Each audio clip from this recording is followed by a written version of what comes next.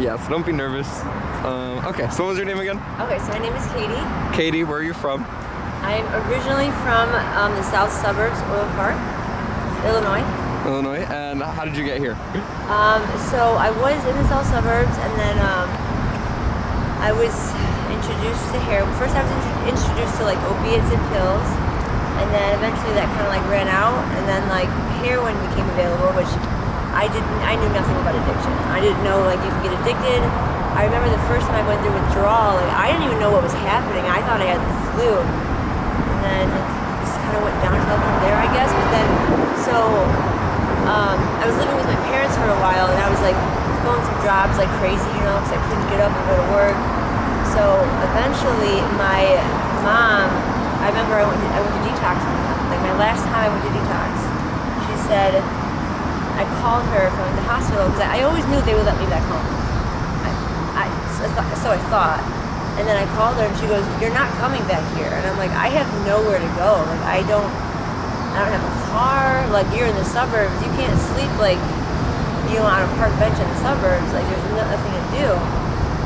So I remember I went to, they had like this meeting in the detox I was in, and it was called like Main Township Recovery, and he gave me a pamphlet.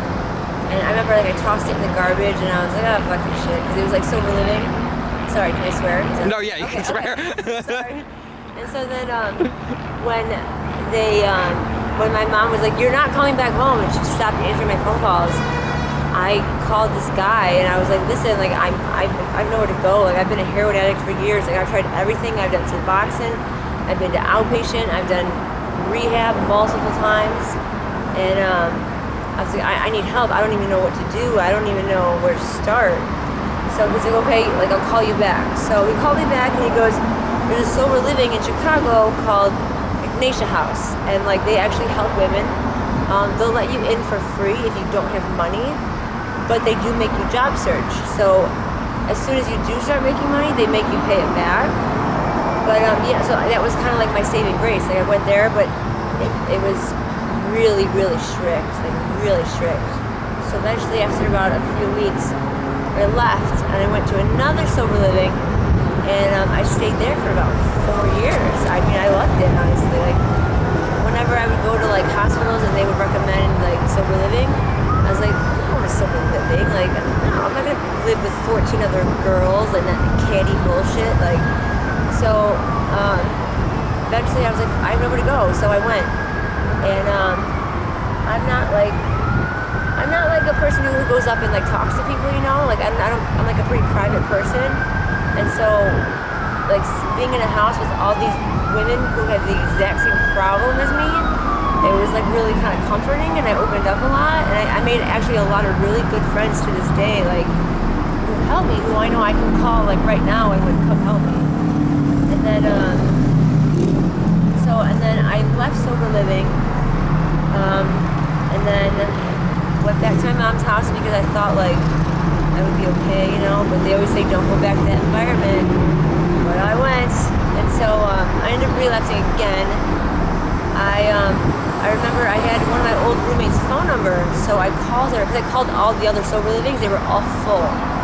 So I called my friend Jill, who I used to live with, and she said, "I'm living in an apartment, you can come live with me, and then we'll go to meetings together," and stuff like that. So I moved in with her. About a month later, I came home and I found her dead. So that was like the most, and I was like really close to her in sober living. She was like, she didn't work, so like whenever I came home from work, I would always just sit there and just talk to her and like just I'd complain, you know. I'm sure she was sick of it, but like I needed someone to talk to. But yeah, and I found her dead, and it was probably like the most like scariest thing. Like, just, yeah, like to this day it hurts. It happened in September, so it's what, almost a year maybe now, I think. But yeah, so then after she overdosed and died, there was another girl living with us. I started relapsing after that. I started using, and I couldn't pay my rent, and I stopped going back to my apartment.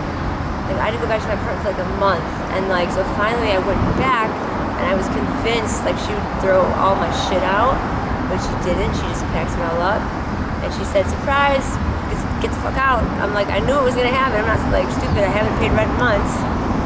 So yeah, and I also had a good job too when I first moved down here because I was sober when I first moved down here. But yeah, I lost the job, lost my apartment. Just it's the only place like kind of I guess felt comfortable. Like, and so I started just I don't know. I just started using again, and I keep saying tomorrow I'll go to detox. Tomorrow I'll go to detox, but tomorrow doesn't come. So I was gonna go to detox, but like I don't know where I would go after. You know what I mean? Like, do I go back to the street? How can you stay sober and sleep on the street? Like, it doesn't really make sense. And like, my family is like a normal white suburban, like good family. Like, they work hard, they make their money, and then like, and there's me, and I'm like the black sheep, you know. So, I mean, but they were always willing to help me until now. They're kind of sick of it, you know. They're done with me. So, no, like, no. The only places like I could go like for treatment, I don't know, it's not.